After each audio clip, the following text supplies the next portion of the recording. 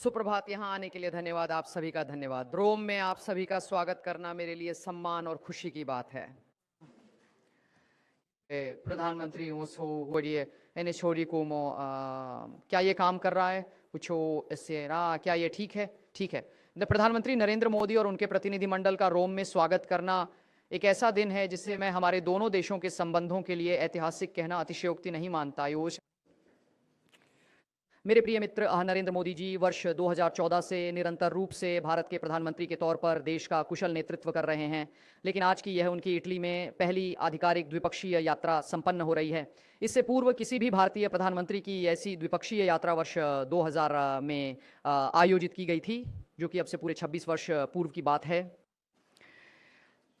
आज इस यात्रा के साथ हम न केवल इस कमी को पूरा कर रहे हैं, बल्कि साथ मिलकर आगे बढ़ने का संकल्प भी ले रहे हैं। ये यात्रा उस सफर के शिखर को दर्शाती है जिसे हमने इन वर्षों में निरंतरता और दृढ़ संकल्प के साथ तय किया है, ताकि हम अपने संबंधों की डोर को फिर से जोड़ सकें और उन्हें अब तक के उच्चतम स्तर तक ले जा सकें।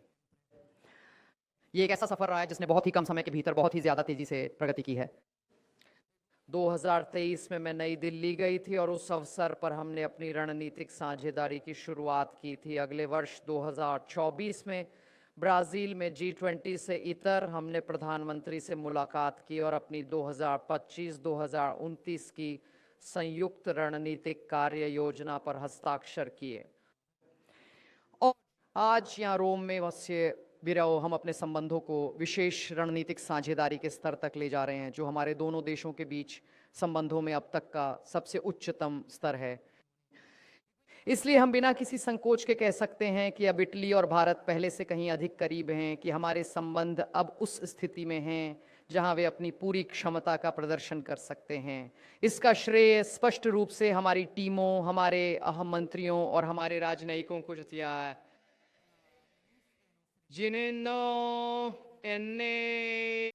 हम इसके लिए अपनी उत्पादन प्रणालियों के ऋणी हैं, जो एक दूसरे में बढ़ती रुचि दिखा रही हैं, जैसा कि इस बात से साबित होता है कि पिछले 1 साल में हमने मनाया है।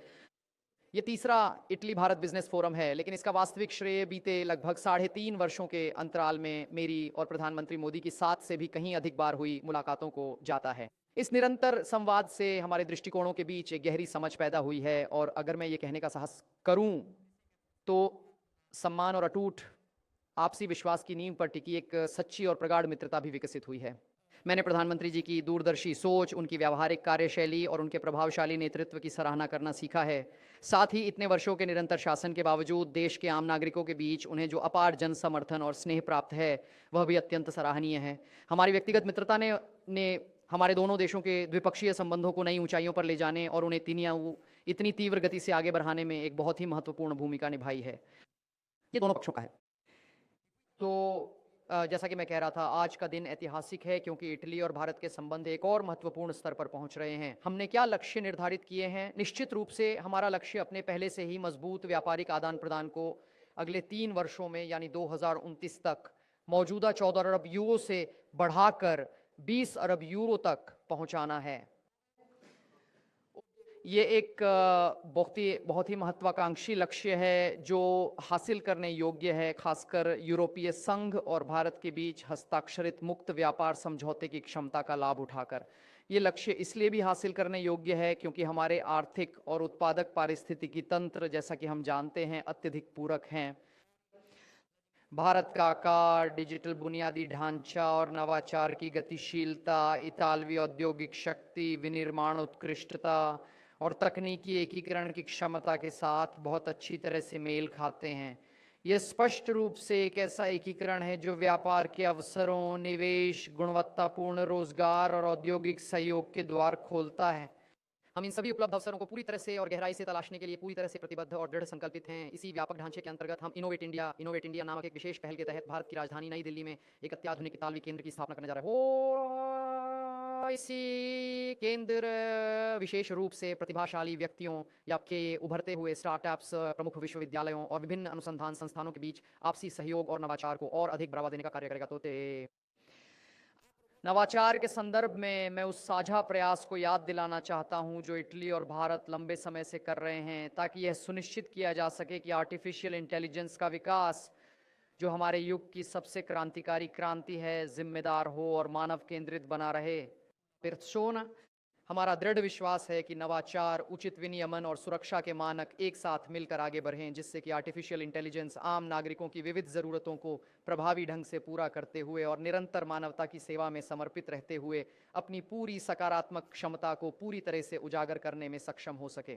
इस दृष्टिकोण से हमारे द्वारा शुरू की गई कई राजनीतिक पहल, मुझे इटली की G7 अध्यक्षता याद है, मुझे भारत में हुआ AI शिखर सम्मेलन याद है। सही बात, इन सभी ने एक ही लक्ष्य के साथ काम किया है और कर रहे हैं एक ही दिशा में। हमारा मुख्य उद्देश्य पूरी तरह से स्पष्ट है कि हमारे परिधानों के मध्य जो पूरकता है उसे प्रोत्साहित करना और उसे और अधिक सुदृढ़ बनाना है, तथा साथ ही साथ उन अनेक अन्य महत्वपूर्ण क्षेत्रों में भी जिन पर हमने आज और कल शाम को काफ़ी विस्तार पूर्वक विचार विमर्श किया है। अत्याधुनिक विनिर्माण से लेकर बुनियादी ढांचागत विकास तक, ऊर्जा से लेकर अंतरिक्ष अर्थव्यवस्था तक, रक्षा सहयोग एक ऐसा महत्वपूर्ण क्षेत्र है जिस पर हम दोनों देश मिलकर बहुत ही बेहतरीन ढंग से काम कर रहे हैं। खनिज संपदा, कृषि आधारित उद्योग, समुद्री परिवहन के क्षेत्र, पर्यटन और हमारी समृद्ध सांस्कृतिक विरासत, ये सभी विषय दो महान और प्राचीन सभ्यताओं के लिए एक साथ मिलकर आगे बढ़ने के बेहतरीन अवसर प्रदान करते हैं। आज जो महत्वपूर्ण समझौते संपन्न हुए हैं वे इसी दिशा में एक बद्दुद्दुतवादाकू ने जो आने वाले समय में हमारे आपसी सहयोग को और भी अधिक व्यापक, गहरा और अत्यंत मजबूत बनाने का कार्य करेंगे। ये एक ऐसा कार्य है जिसे हम आज एक चर्चा के माध्यम से और बेहतर बनाना चाहते हैं, जो इस प्रेस ब्रीफिंग के तुरंत बाद आयोजित की जाएगी। ये प्रेस वक्तव्य इतालवी और भारतीय दोनों ही उद्योग जगत के कुछ प्रमुख प्रतिनिधियों के साथ हैं, ताकि हम उनके साथ इस बात पर विचार विमर्श कर सकें कि हम अपने औद्योगिक दिग्गजों और अपनी उत्पादन प्रणालियों के बीच तालमेल को कैसे बेहतर बना सकते हैं। और जहाँ तक हमारी बात है, इतालवी पक्ष से आपसी रूप से अधिक प्रत्यक्ष निवेश को आकर्षित करने के लिए भी। इसके बाद, जैसा कि हम भली भांति जानते हैं, हमारे राष्ट्रों के बीच संबंधों की मजबूती न केवल राजनीतिक संबंधों की गहराई या आर्थिक आंकड़ों से मापी जाती है, बल्कि जैसा कि मैंने कहा, मुख्य रूप से हमारे लोगों को और अधिक करीब लाने और आपसी समझ के अवसर पैदा करने की क्षमता से मापी जाती है। इसीलिए हमने 2027 में इटली भारत संस्कृति और पर्यटन वर्ष शुरू करने का निर्णय लिया है, जो हमारी हजारों साल पुरानी संस्कृतियों के बीच संवाद स्थापित करने और उन्हें और अधिक करीब लाने का एक अनूठा अवसर है। हमारी एक और ऐसी विशेषता है जो हम दोनों में समान है, और वह ये है कि हम भौगोलिक दृष्टि से दो प्रायद्वीप हैं, दो ऐसे लॉजिस्टिक प्लेटफॉर्म जो दुनिया के लिए अत्यंत महत्वपूर्ण क्षेत्रों भूमध्य सागर और इंडो पैसिफिक की ओर विस्तृत रूप से फैले हुए हैं। हमारा मानना है कि इन दो बड़े क्षेत्रों के बीच आपसी जुड़ाव को मजबूत करना अत्यंत महत्वपूर्ण है। इसी कारण हम आईमेक यानी यूरोप, मध्य पूर्व और भारत के बीच के बुनियादी ढांचा और आर्थिक गलियारे को आगे बढ़ाने के लिए भी दृढ़ संकल्पित हैं। एक ऐसी पहल जो, जैसा कि आप जानते हैं, जो G20 के अंतर्गत शुरू हुई थी, जिसमें हम दोनों का गहरा विश्वास है, क्योंकि हमें लगता है कि यह हमारे व्यापार, हमारे उद्यमों और हमारे संबंधों के लिए असाधारण संभावनाओं को खोल सकती है। इसके अलावा जाहिर है कि इटली और भारत हमारे समय की कई बड़ी चुनौतियों पर एक साझा दृष्टिकोण रखते हैं। अंतर्राष्ट्रीय स्थिरता, नियमों की रक्षा, आर्थिक सुरक्षा, मूल्य श्रृंखलाओं की लचीलापन, शांति को बढ़ावा देना और समावेशी विकास। हमने उन कई जटिल परिदृश्यों पर भी चर्चा की है जो हमारा युग हमारे सामने पेश करता है। यूक्रेन के विषय पर एक न्यायपूर्ण और स्थायी शांति तक पहुंचने के लिए हमारी प्रतिबद्धता के बारे में, ईरानी संकट पर हमने स्पष्ट रूप से इस साझा उम्मीद के साथ चर्चा की है कि शांति वार्ता आगे बढ़े और एक ऐसे संदर्भ में सकारात्मक निष्कर्ष तक पहुंचे जिसके बारे में हम जानते हैं कि वह बहुत अनिश्चित है। नौवहन की स्वतंत्रता पर, जिसे बहाल करने के लिए हम दोनों काम कर रहे हैं। हम दो ऐसे राष्ट्र हैं जिन्हें यह याद दिलाने की आवश्यकता नहीं है कि नौवहन की स्वतंत्रता उनके लिए क्यों बहुत महत्वपूर्ण है। हिंद प्रशांत, जहां हम स्पष्ट रूप से एक स्वतंत्र, खुले और समावेशी हिंद प्रशांत के भारतीय दृष्टिकोण को साझा करते हैं। इन परिदृश्यों में जो एक दूसरे से तेजी से जुड़ते जा रहे हैं, इटली और भारत हर स्तर पर अपनी भूमिका निभाते रहेंगे, अक्सर एक साथ, ताकि शांति में योगदान दिया जा सके और स्थिरता बहाल की जा सके। इसलिए आदरणीय प्रधानमंत्री जी, यहाँ आने के लिए आपका एक बार फिर धन्यवाद। ये यात्रा हमारे लिए सम्मान की बात है और यह हमारे संबंधों में एक नया अध्याय खोलती है। ये पन्ना तो उस विशाल और विस्तृत गाथा का अंतिम अध्याय या आखिरी पन्ना कदापि नहीं होगा, जिसकी रचना हम दोनों मिलकर बड़े ही प्रेम, समर्पण और अटूट विश्वास के साथ कर रहे हैं, दृढ़ संकल्प के साथ अपना काम बेहतरीन तरीके से करके। एक भारतीय शब्द है जो इसे बखूबी बयान करता है और वह है परिश्रम, जिसका मतलब है कड़ी मेहनत, निरंतर प्रयास, इसका मतलब है मेहनत। एक ऐसा शब्द जिसे मुझे बताया गया है कि भारत में बहुत इस्तेमाल किया जाता है, इसका अक्सर इस्तेमाल किया जाता है ना, वो हम कोशिश करते हैं, वो कि उतनी ही लोकप्रिय कहावत में जो है परिश्रम ही सफलता की कुंजी है। हाँ, मुझे उम्मीद है कि ये सही है, मुझे नहीं पता, जिसका अर्थ है कड़ी मेहनत ही सफलता की कुंजी है। तो हम अपने रिश्तों को इसी तरह कड़ी मेहनत से बनाने के आदी हैं, जो अंततः सफलता में बदल जाती है। एक बार फिर धन्यवाद प्रधानमंत्री जी, आपका स्वागत है। Your excellency prime minister Meloni, दोनों देशों के डेलीगेट्स, मीडिया के साथियों, नमस्कार। बॉनजोर्नो। मेरे और मेरे डेलीगेशन के भव्य स्वागत के लिए मैं प्राइम मिनिस्टर मेलोनी का हृदय से आभार व्यक्त करता हूं। रोम को विश्व में इटर्नल सिटी के रूप में जाना जाता है। भारत में मेरी लोकसभा कॉन्स्टिट्यूंसी काशी, उसको भी अनादि और शाश्वत नगर माना जाता है।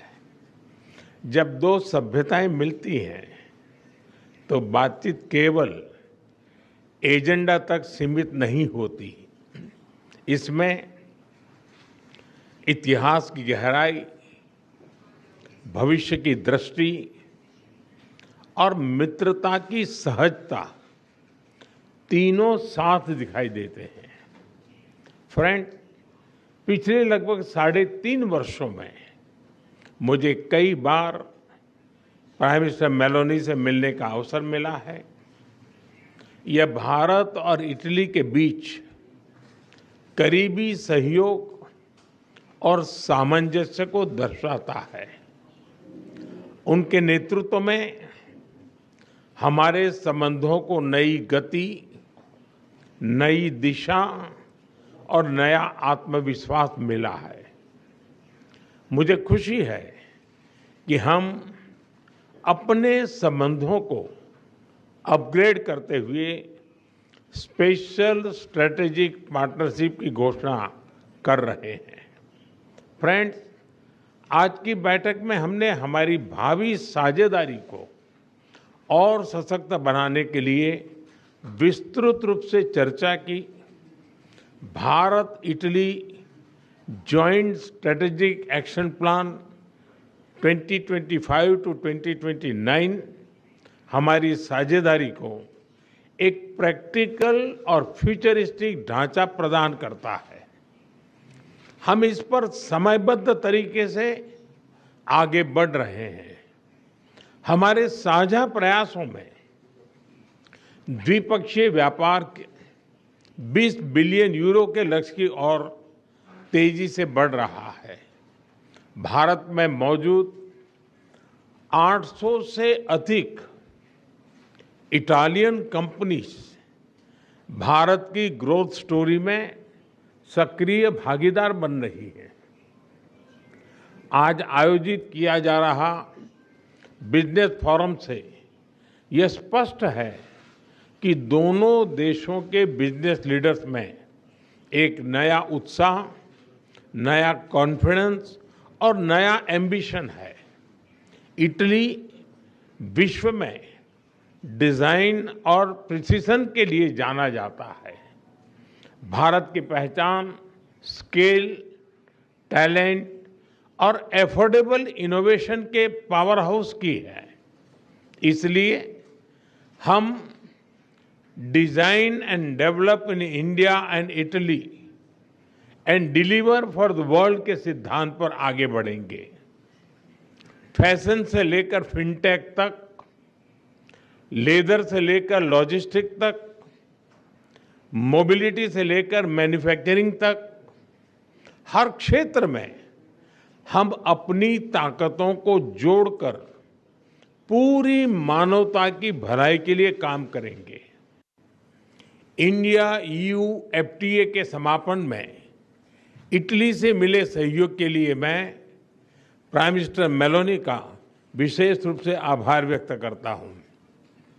हम मिलकर इसके जल्द से जल्द इम्प्लीमेंटेशन के लिए काम करेंगे, जिससे बिजनेस कम्युनिटीज इसका पूरा लाभ उठा सके। फ्रेंड्स, टेक्नोलॉजी और इनोवेशन हमारी पार्टनरशिप का इंजन है। एआई, क्वांटम, स्पेस और सिविल न्यूक्लियर एनर्जी जैसे क्षेत्रों में हमारे सहयोग की अपार संभावनाएं हैं। दोनों देशों के स्टार्टअप्स, रिसर्च सेंटर्स और उद्योगों को आपस में जोड़ने के लिए हम इंडिया इटली इनोवेशन सेंटर पर काम कर रहे हैं। फ्रेंड्स, रक्षा और सुरक्षा के क्षेत्रों में करीबी सहयोग हमारे गहरे आपसी विश्वास का प्रतीक है।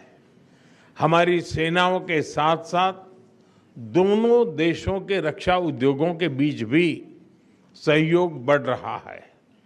हमारे डिफेंस इंडस्ट्रियल रोडमैप से को डेवलपमेंट और को प्रोडक्शन का मार्ग प्रशस्त हुआ है। मैरीटाइम पावर्स के रूप में भारत और इटली के बीच कनेक्टिविटी के क्षेत्र में करीबी सहयोग स्वाभाविक है। हम मिलकर शिपिंग, पोर्ट्स मॉडर्नाइजेशन, लॉजिस्टिक्स और ब्लू इकोनॉमी पर काम करेंगे। हमने अपनी विन विन साझेदारी को तीसरे देशों तक ले जाने पर भी चर्चा की। इस दिशा में आगे बढ़ते हुए हम अफ्रीका में ठोस प्रोजेक्ट्स पर काम करने के लिए सहमत हुए। फ्रेंड्स, भारत और इटली एकमत है कि आतंकवाद मानवता के लिए गंभीर चुनौती है। टेरर फाइनेंसिंग के खिलाफ हमारी साझा पहल ने पूरे विश्व के सामने एक महत्वपूर्ण उदाहरण प्रस्तुत किया है।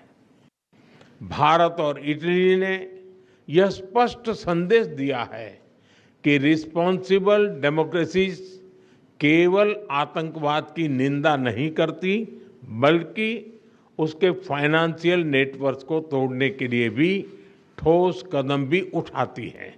यूक्रेन, पश्चिम एशिया तथा अन्य तनावों को लेकर हम लगातार संपर्क में रहे हैं। भारत का मत स्पष्ट है कि सभी समस्याओं का समाधान डायलॉग और डिप्लोमेसी के माध्यम से होना चाहिए। फ्रेंड्स, हमारे ऐतिहासिक, सांस्कृतिक और पीपल टू पीपल संबंधों की झलक दोनों देशों में कदम कदम पर दिखाई देती है। इटली में भारतीय कला, योग, आयुर्वेद और खानपान के प्रति आकर्षण बढ़ रहा है।